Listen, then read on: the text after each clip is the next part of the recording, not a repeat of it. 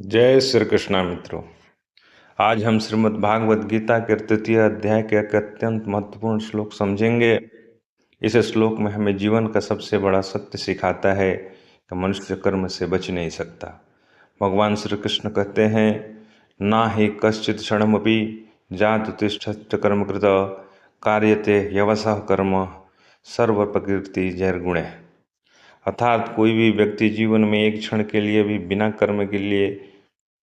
कर्म किए नहीं रह सकता, क्योंकि प्रकृति के गुण मनुष्य को विवश करके कर्म कराते रहते हैं। बहुत बार लोग सोचते हैं कि मैं कुछ नहीं कर रहा, मैं शांत बैठा हूँ या मैंने कर्म छोड़ दिया है, पर श्री कृष्ण कहते हैं यह संभव ही नहीं, क्योंकि कर्म केवल हाथ पैर से नहीं होता। कर्म 3 प्रकार से होता है, शरीर से, वाणी से और मन से। यदि कोई व्यक्ति बाहर से शांत बैठा है लेकिन मन में चिंता है, इच्छा है, क्रोध या कल्पनाएं चल रही है, तो वह भी कर्म ही है। उस श्लोक में भगवान जी कहते हैं, कार्यते ह्यवसः कर्म, यानी मनुष्य विवश होकर कर्म करता है।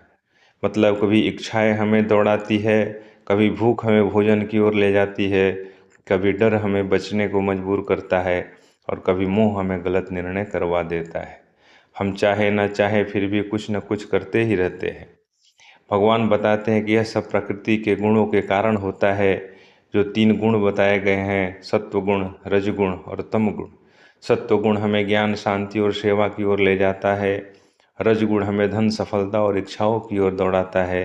तम गुण हमें आलस्य, भ्रम और प्रमाद में डाल देता है। इन्हीं गुणों के प्रभाव से हमारा स्वभाव बनता है और उसी के अनुसार कर्म होते हैं। इस श्लोक से भगवान श्री कृष्ण हमें यह सिखाते हैं कि कर्म से भागना समाधान नहीं है। समाधान यह है कि कर्म को पवित्र बनाया जाए, कर्म को ईश्वर को समर्पित किया जाए और कर्म की फल की इच्छा से मुक्त किया जाए। यही कर्म योग्य है। तो मित्रों, गीता का संदेश स्पष्ट है कि मनुष्य कर्म छोड़ नहीं सकता, लेकिन कर्म को सही दिशा दे सकता है। यदि हम अपने कर्म को धर्म, सेवा और भगवान की भावना से जोड़ दे, तो वही कर्म हमें बंधन नहीं देगा, बल्कि मुक्ति की ओर ले जाएगा। जय श्री कृष्ण।